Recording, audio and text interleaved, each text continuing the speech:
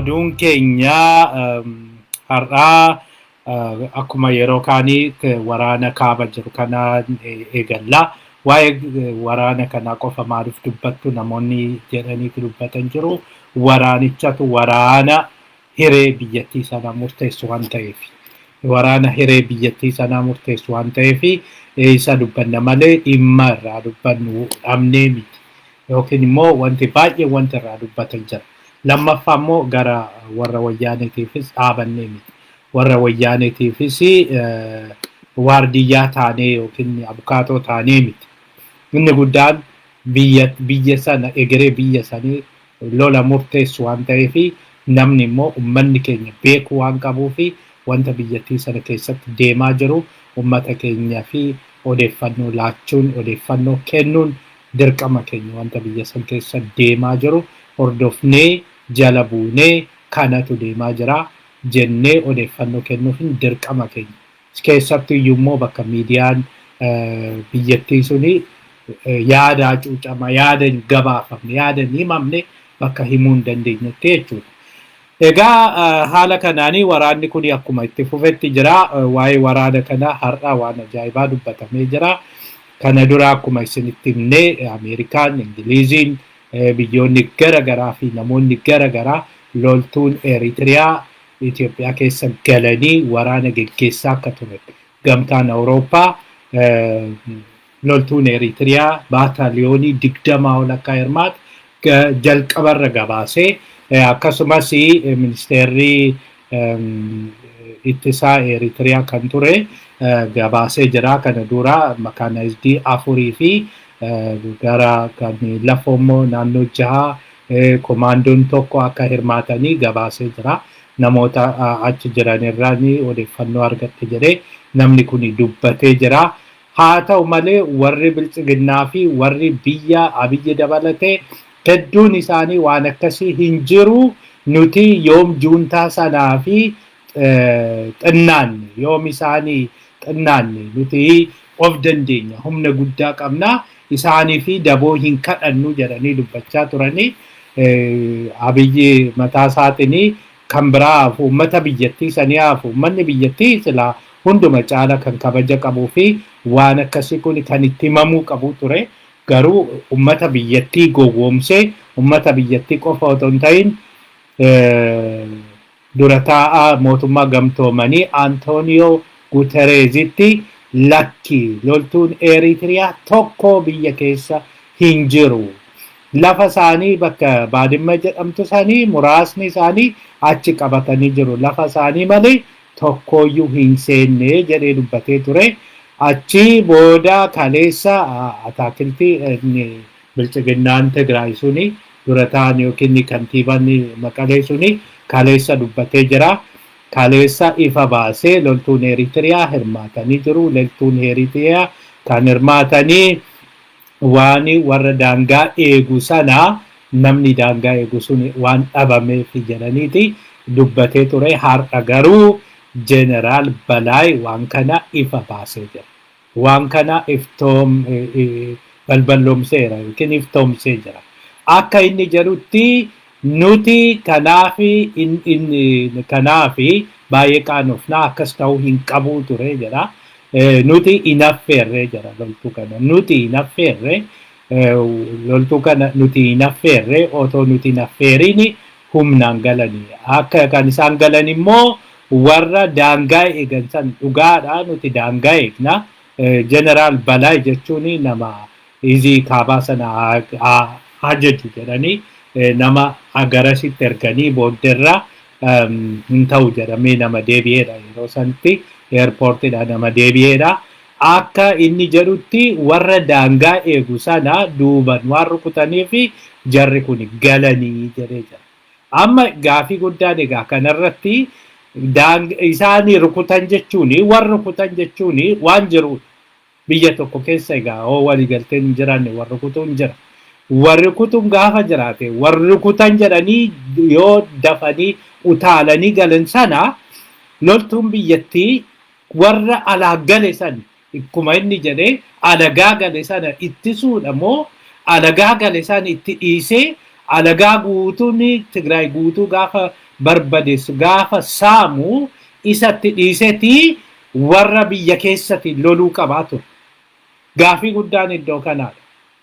Gaafii guddaan bakka kanatti qaba. Maafi ji'a lama erga wanti kun jalqabe waraanni kun erga jalqabe ji'a lamaffaatti erga waan hundi xumurameen booda har'a maaliif nutti hima? Har'a maaliif ummata kanatti hima? Yoo dhuguma hojiin isaanii daangaa eegsisuu taatee daangaa sana eegsisuu dhabuudhaan namtichis Abiyyi jedhamu aangoorraa bu'ee warri waraana ajanya jedhan hundi isaanii aangoorraa bu'uu qabu ture. Maaliif hojii isaa the primary role loltuun biyyattii sana primary adda dureedhaan hojiin isaa daangaa eeguudha. Tole kan warri daangaa olii rukutaman dafanii nama biraa iddoo sanatti ramadanii achiin booda loltuun biraa daangaa sana eegee warri alagaa diina jedhamu suni akka hin galle gochuudha. Lammaffaa immoo yeroo kanatti diinummaanis hin jiru. Isaanis utaalanii galuu isaaniitiin adabamuu qabu ture. Eritiriyaan adabamuu qabdii ture. Eeyyama malee galte eega jedhee eeyyama keenyan ala galan eega jedhee eeyyamaan ala waan galaniif adabamuu qabu ture. Adabuuf deemu eenyutu galche. Isaayyaas 9 kan Finfinneetti deddeebi'aa ture waan kana wallaaleeti. Abiyyi 9 kan Asmaraatti deddeebi'aa ture waan kun hin jiru. Mariin kun hin jiru. Maalin lammaffaa yoo uffata loltuu Itoophiyaa uffatanii achi as deebi'anii waraananii maal yaadameet? Maal ture wanti sun? Maalaa jedhamuudhaaf akkamaa jedhamuudhaaf. Egaa haala kanaanii waan namaan galleedha kan isaanii kaasanii hundaafiyyuu kuni boruu itti gaafatamummaa guddaa jala isaan galchaa gaafa tokko seenaafis hin ta'a yeroo jalqabaatiif nama diina biyyattii tokko biyyatti affeeranii weerarsiisanii warri kuni itti gaafatamummaa jala hin baane. Haala kanaan egaa dhugaa jiru namtichi dubbateera. Hunduma caala immoo kan hundurattis ammas oduu kana keessatti isinitti hima waa'ee abbaran kaleessa dubbate suni kanaanis wal qabata. Abbaran kaleessaa warra naannoo Humaraa jiraniin makaanaayizd isaaniin koottaa jenneenii jedhan. Eritiriyaan immoo jalqaba kan makaanaayizd ishiitiin reebuu jalqabde Humaraa. Maaliif Humaraa iddoo sana akka gadhiisan barbaadamee ture. Iddoo sana akka inni ittisne jechuudha. Isaan sun iddoo sana erga gadhiisaniin booda Eritiriyaan Humaraa rukutuu jalqabde. Beekatiif rukuchiisaa turanii jechuudha. Yoo sana ta'e akka kaleessa namtichi dubbatetti immoo Itaamaajooriin biyyattii mataa isaatiin hin beeku. Abiyyis hin beeku. Kan Itaamaajooriin hin beekne Abiyyi hin beeku. Abbaran Abiyyittis hime hin jenne. Abiyyitti wanti himamuufis hin jiru. Abbaran kaleessa wanti nuun jedhe dhugaa isaati wanta kana dura nutti himan Abiyyi lolicha hin barbaanne. Lolicha ofii isaaniitii erga jalqabaniin booda Abiyyi dideeyyuu mana ciisicha isaa mana siree isaa erga seeneen booda hanga mana siree wajjin seenanii achi butanii achi dhiibanii baasanii kaameeraa fuuldura teessanii waraanicha labsi jedhanii kan jedhu dhugaadha. Namtichi kuni kuppeetiin arafaadha akkuma jedhameyyuu arafaadha hin beeku loli jennaan labsi jennaan inuma labsi. Lola isaanii jalqaban lola milishaan Amaaraa poolisiin addaa Amaaraa lola jalqabeedha kan isaan wanta biraatti qabachaa jiran. Haala sanaan biyyattii kana kan saamsisaa jiranii biyyattiin kun kan badaa jirtu. Biyyattiin ummata nama gaggeessaa ummataa yaadu waan dhabdeef rakkoonni guddaan kan uumamaa jiru. Kanaaf ummanni biyyattii sanaa tokko ta'ee hoo jedhee ka'ee warra hin barbaanne kana warra isa gurguran warra diina isaatti fide warra daangaa isaa eeguu fi dadhabe kana ofirraa kaasuu qaba kan jennuuf. Kanaaf kana caala itti gaafatamummaa ofii dagachuu fi itti gaafatamummaa dagatanii hanqatanii bakka ga'uu qabu sana hanqatanii biyyattii sana ummata sana danqaan jirre keessa qileen jirre keessa galchuuni kanarraa kan ka'e rakkoo gaggeessate rakkoo eenyuyyuu miti rakkoo gaggeessaa isa cimaadha. Haala kanaan egaa amma loltuun Eritiriyaa erga galaniin booda akka barbaadanitti duraa loltuun suni Tigraay keessa naanna'anii waan barbaadan saamaa turanii waan barbaadan gara biyya isaanii ergaa turanii waan barbaadan nama barbaadan ajjeesuu nama barbaadan saamuu nama barbaadan dubartii barbaadan gudeeduu haala sana erga godhaniin booda amma loltuun Eritiriyaa kuni gargar citanii jiru jedhanii jiru. Loltuun Eritiriyaa kuni amma Eritiriyaa wajjin walitti dhufeenyi isaanii baay'ee hammaatee jira. Maaliif karaatti cufanii jiru warri Tigraay karaa erga itti cufaniin booda karaan sadi asiin karaa Wuqirootiin karaa Addigiraatiin gara Zaalambassaa deemee kan galu karaan sunis cufamee jira jedhama. Karaa biraatiin immoo karaa Aksuumiitiin kan deemu gara Eertiraa kan geessu karaan sunis cufamee jira. Karaa dhiyaatiinis cufamee jira. Haala kanaan loltuun Eritiriyaa amma itti marfamee jira. Rakkoo guddaadhaaf saaxilamanii jiru jedhama. Duraan kan saamaa turan duraanii konkolaataa hedduu Eritiriyaatti kan ergaa turan hundi amma waan sana dhabanii ofii isaaniitiifiyyuu lubbuu isaanii karaa baraaratanii dhabanii jiru. Baay'ee rakkatanii jirudha kan himamu. Egaa waraanni haaluma kanaan itti fufee jira. Warri loltuun Itoophiyaas iddoo garaagaraa gara gammoojjii gara baadiyyaa bahuu hin dandeenye magaalotuma keessa kan inni deemu magaalota keessattis iddoo garaagaraatti waraanni ammallee gaggeeffamaa akka jirudha. Maqaleen ammallee hanga sa'aatii tokko jalqabee deemuu hin danda'amu ammas kaarfiyuutu jira yookiin yeroo sa'aatii laafii jedhamu sana jechuudha. Isatu jira sa'aatii sanaan ala deemuun hin danda'amu. Nageenyi walumaa galatti baay'ee rakkisaa ta'eera. Nageenyi naannoo sanaa nageenyi Tigraay keessa jiru tasuma waan hin yaadamne akka hin yaadamne ta'ee jira jedhama. Sanaan alas gargaarsi gahaa hin jiru namoonni baay'een waa'ee isaas booddee isinitti himna. Sana wajjiniin egaa Tigraay bakka sadiitti qooduudhaaf jedhamee jira. Tigraay bakka amma rakkoo nageenyaa kana waraanichi akkuma itti fufetti waan jiruu fi warra bilchiginnaa duraan achitti muudan sana achi baasuudhaaf jedhamee jira. Tokko hojii hojjechaa hin jiranii hojii hojjisiisuus hin dandeenye nageenya isaaniitiifis baay'ee sodaachisaa waan ta'eef ammaan achi isaan achi baasanii humni sadi akka naannoo sana bulchuu barbaadamee jira.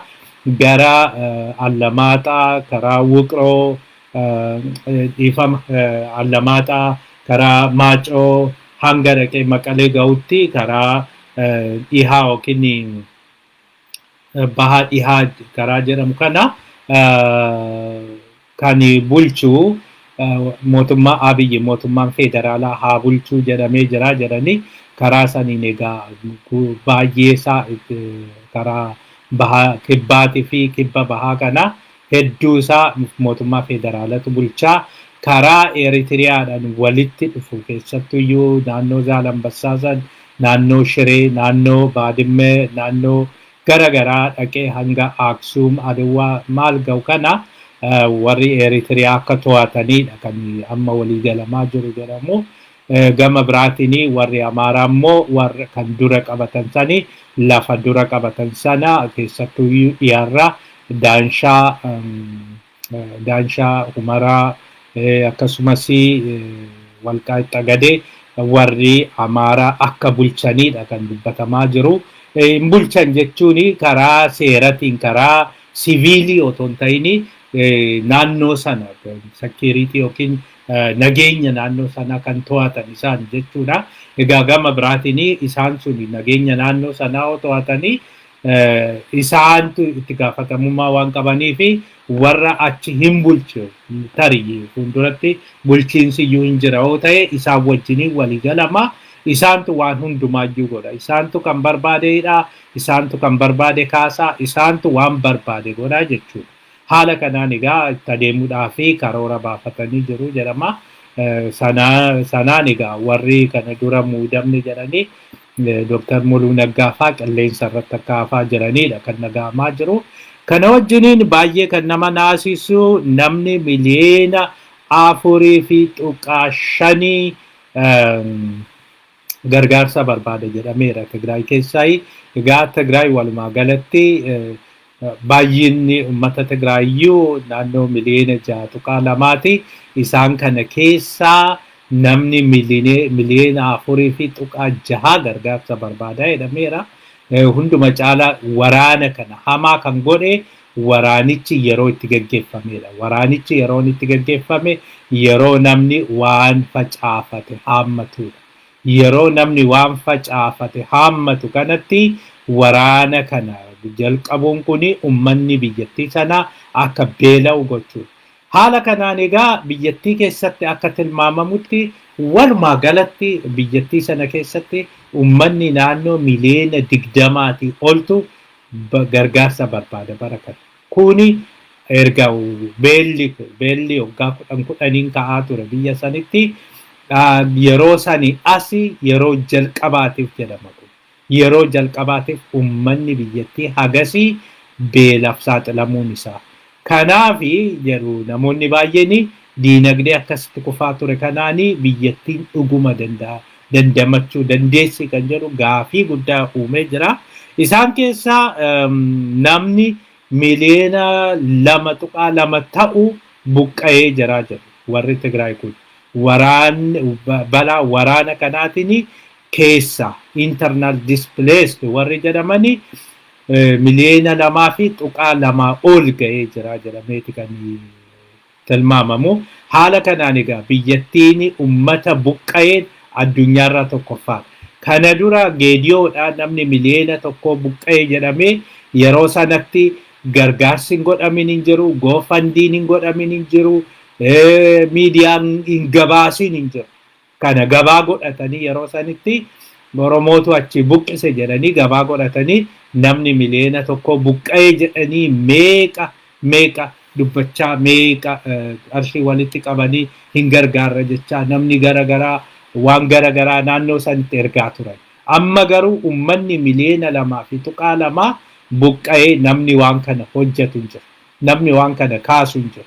Miidiyaan afaan Amaaratiin hojjetan hundi isaanii afaan qabatanii ilaalanii jiru. Namni kana goofandii kan isaanii banu hin jiru. Maaliif lammii biyyattii miti jedhaniiti kan isaan ilaalan.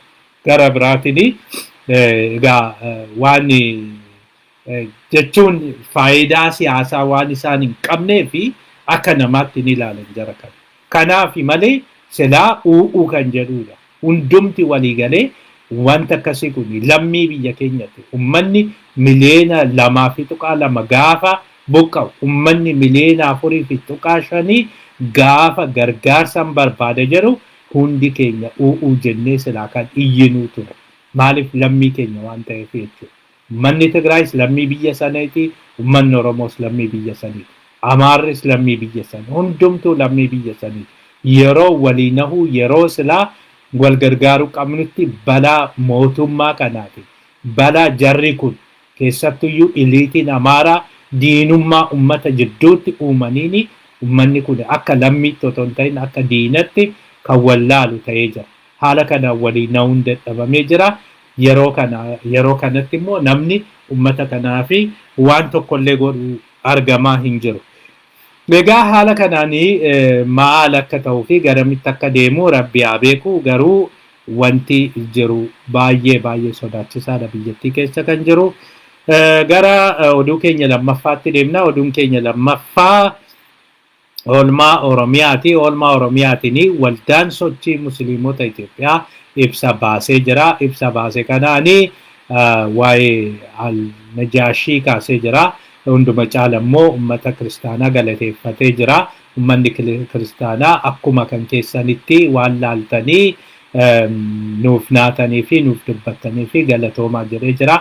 Sanaan alas namni iddoo sana rukute yookiin masgiida sana rukutee itti gaafatamuu qaba jedhee jira. Itti gaafatamuu qaba jedhanii achiin booda kan dubbatanii. Egaa waa'ee kanaa kan ka'ee jiru amma waraanichi miidiyaan biyyattii erga irratti barameen booda erga waan hundi irratti beekameen booda amanee jira. Amanee garuu waan inni jedhee waan of saaxiluudha. Waan of saaxilu miidiyaan biyyattii saniitii fi miidiyaan biyyattii sanis yeroo tokko egaa miidiyaa dhugaarraa kun actually Ameerikaan yeroo lola Vietnam gaggeessitu miidiyaan keenya yeroo sanitti miidiyaan keenya diina keenya jedhe pirezidaantiin Ameerikaa. Miidiyaan Ameerikaa diina Ameerikaati jedhe. Maaliif achi deemaniiti loltuu achitti du'ee maal du'ee gabaasanii achiin booda dhufanii uummatatti gaafa argisiisanii yeroo jalqabaatiif egaa lollis TV fa'aan darbuu jalqabe. Sana booda uummanni Ameerikaa baay'ee of jibbee ture. Sanaa fi Ameerikaan embedded journalism kan jalqabde fi reality show kan jalqabde miidiyaa keessatti. Hundumaaf iyyuu amma miidiyaan biyyattii akka jedhetti iddoo sanatti yookiin masjiida sanitti dhiyaatanii mishigii waraanaa qotatanii jedhe. Mishigii waraanaa qotatanii jedheeti erga dubbateen booda miidiyaan biyyattii sanarraa kan ka'eedha. Sababa ta'aniidha amma warri wayyaanee mishigii achitti qotachuun suni akka nuti masjiida sana rukunnuuf sababa ta'aniidha. Akkasitti of saaxile. Akkasitti of himee jechuudha. Yoo jechuun wayyaaneen achitti mishigii yoo qotatanii iddoo sanarraa goruu hin danda'ani. Iddoo sana rukutuu dhiisuu hin danda'ani. Waraanni iddoo sana akka ga'u gochuu hin danda'anii ture. Maaliif waan suni geggeeffamuu dirqama geggeeffamuu irra qabaa ture. Lammaffaa immoo masjiidni kuni amma dheengaddaadha. Gaafa torban tokko akkasiin duraa miti kan rukutame jedhamee gabaafame. Amma dhiyoo kana jechuudha. Waraanni naannoo sanatti immoo kan geggeeffame torbanii sadiin duraadha. Amajjii keessa otoo hin ta'in muddee keessa waraanni suni kan achitti geggeeffame jedhama. Egaa akkamitti wal argateeti yoo isaan achi mishigii qabu ta'e akkamitti wal arganiiti mishigii jechuun yeroon achitti waraanni geggeeffamee fi yeroo wanti kun ta'e yeroo wanti kun saamame garagara yeroo garagaraati wanti kun kan ta'e akkam ta'eeti kan walitti dhufeetoo isaantu kana nu goosisee kan jedhamuu danda'a. Sababni akkasii immoo jira. Sababni biyya lafaarraa waan isaan achi dhukaasaniif yookiin waan isaanii achitti dhiyoo ta'aniifan rukute sababni jedhu jira. Sababni isaan rukuti jedha malee yoo dandeesse mishigii sana keessatti isaan rukuti jedha malee jechuun masjiida rukuti kan jedhu hin jiru. Masjiidatti dhukaasi kan jedhu hin jiru. Egaa haala kanaanii ammallee ooluu kun yakka waraanaa keessaa isa tokko kanaafi abiyyi kanaanis mana murtii addunyaatti dhiyaachuun isaa waan hin oolle. Kanuma wajjiniin egaa geerarsi Abbara Addaamuu mufaatii guddaa akka uumeedha kan nageenye. Kana warra biyyaatirraa dhageenye biyya ergaa nu ergameeni kaleessa Abbara Addaamuu waraana kana nuti jalqabe waraana kana nama Besat jedhamuutu duraan dursee nuti loltuu biyyattii wajjiniin walitti dhufeenya qabna achi keessatti ijaarama qabna nama ijaarranneerra loltuu biyyattii keessatti ijaarama qabna ijaarree jirra achi keessatti kuni gara biraatiin mee hiika ammallee gara biraatiin yoo hiikamee jire loltuu sana keessa ijaaramni jira taanan loltuun tokkoo miti jechuudha. Loltuun Amaaraa warra Amaaraa wajjiniin walitti dhufeenya qabu jechuudha. Ijaarama qabu, walqunnamtii qabu, walitti hidhata qabu jechuudha. Kanaafi kunumti mataa isaatiin garaagarummaa fi diviizhinii yookiin qoqqoodamu biyya keessatti waraana biyyattii keessatti uumaa jechuudha. Kuni mataa isaatiin. Kanaaf mataa isaatiin namichi kun itti gaafatamuu qabaatu. Kanumaaf illee egaa walumaa galatti erga kana jedheen booda warri bilchiginnaa keessattuyyuu warri bilchiginnaa Oromiyaa ibsaa qabachuun ala wanti isaanaaf hin jiru jedhan. Duraan dursee waraana kana eegaa nuti dhugaadha jenneeti nuti loltuun keenya weerarame jenneeti kan waraana kana amanne edaa nu sobdu akkamitti nu sobdu jedhanii warra biltsiginnaa Oromiyaa qofa otoo hin ta'in Abiyyi mataa isaatiin hedduu itti aaree jiran. Egaa haala kanaan Abiyyis booddeerra kan inni dhaga'ee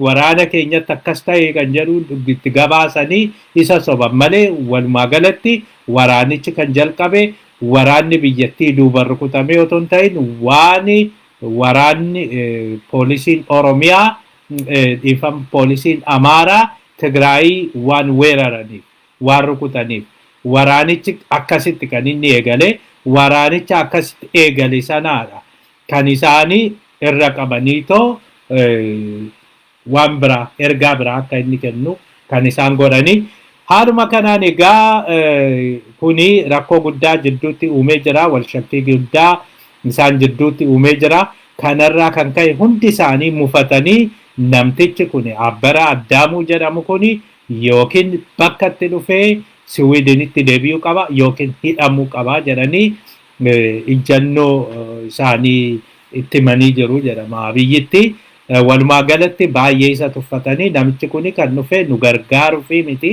namtichi kuni kan dhufe biyyattii kana hojjechuudha otoo hin ta'in maqaa ofii tolfachuu fi haaluma sanaanii biyyattii sana saamuudhaafi qabeenya biyyattii sana saamuudhaanii kiisii ofii gabbifachuudhaaf qabeenya ofii kuusachuudha on ta'ini waan tokko wanti inni nu godhe sin jiru wanti inni nu gargaare sin jiru inumaayyuu rakkoo keessa nu galchee jedhanii jiru. Egaa kanumaanii wanti isaan kaasanii namtichi kuni duraan durii poolisii ture. Poolisii erga tureen booda namicha kanatu badee gara Keeniyaa deemee warra Gimboot sabaatti kan wajjiniin nan hojjedha jedhee qarshii achitti ergaa turanii isaa hamma qarshii hedduu saamaa ture. Qarshii hedduu naannoo sanii saamaa ture erga fudhateen booddeerra gara Siwiidinitti deemee egaa namni tokko kaaffee yookiin mana nyaataa achitti banateedhu. Namni kun immoo mana nyaataa inni banatee hin jiru. Mana nyaataa tokko keessaa kaasharii ta'eeti kan inni tajaajilaa ture nama akkasii kanaadha kan biyyatti galee amma waraanarra labsee makaanaayizii biyyattii kan silaa Eertiraa kan Suudaanii hunduma eeguyyuu achi keessaa koottaa bahaa jenneeni ajajnee achiin booda makaanaayiziin kun bahee achiin booda asii ol ajajnee Biraanuu Juullaa fa'aa ajajnee loltuu kee afaan qawwee diinatti garagarchi jenneeni achiin booda Biraanuu Juullaa loltuu isaa ijoollee isaa gara afaan diinatti garagarche otoo inni ajajuu baatee Abbara Addaamuu ajajuu baatee Biraanuu Juullaa sin ajajuu jarri kunis hin lolanii jechuudha yookiin akka inni jedhu. Egaa haala kanaanii nama akkasii kanatu gudii nu godhe kanatu rakkoo keessa nu galchee jedhanii jiru. Walumaa galatti jedhu warri biltsiginnaa keessa wanti isaan mari'achaa jiran warri biltsiginnaa Oromiyaa wanti isaan mari'achaa jiran rakkoo kana danqaa kana keessa kan nu galche warra kanaadha. Otoo itti yaadin otoo konsekweensii isaa hin laalin dhandhee fiignee waraana kana keessa gallee karaa itti baanu dadhabne. Kanaafiyyuu immoo namni itti gaafatamummaa fudhatu jiraachuu qaba. Jarri kun itti nu gaafatamanii jedhaniiru.